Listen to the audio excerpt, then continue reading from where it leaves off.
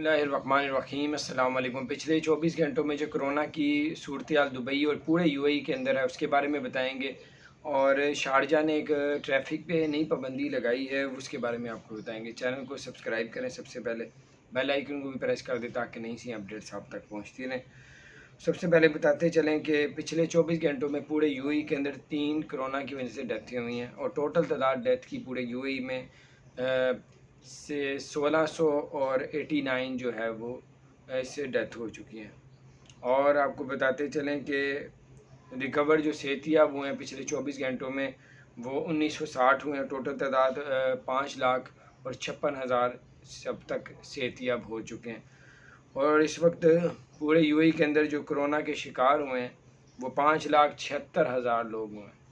तो ये अपडेट्स थी इसकी। और दूसरा आपको बताते चलें, शारजा हुकूमत ने जो है वो पाबंदी लगा दी है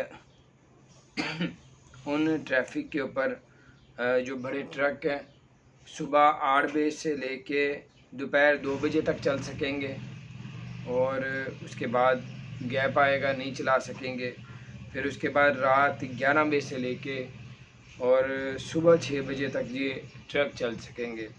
और अगर कोई सुबह 8:30 से लेके दोपहर 1 बजे के बाद चलाएगा, इस दौरान चला सकता है, इसके बाद नहीं चलाएगा तो उसको भारी जुर्माना किया जाएगा।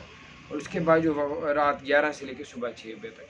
तो ये कुछ अपडेट्स थी। और मज़दूरों पे भी पाबंदी लगा दी दुबई ने, और 15 जून से लेकर 15 सितंबर तक किसी मज़दूर से भी आप लोग काम नहीं ले सकते। कोई लेगा कोई कंपनी या घर में तो उसको 50,000 दिरहम का जुर्माना होगा। तो ये अपडेट्स थी, मैंने कहा आपसे शेयर कर। तो अपना ख्याल रखें। अल्लाह ताला आप सबको अपने हिफ्ज़-ओ-मान में रखे। चैनल को सब्सक्राइब नहीं किया, जरूर सब्सक्राइब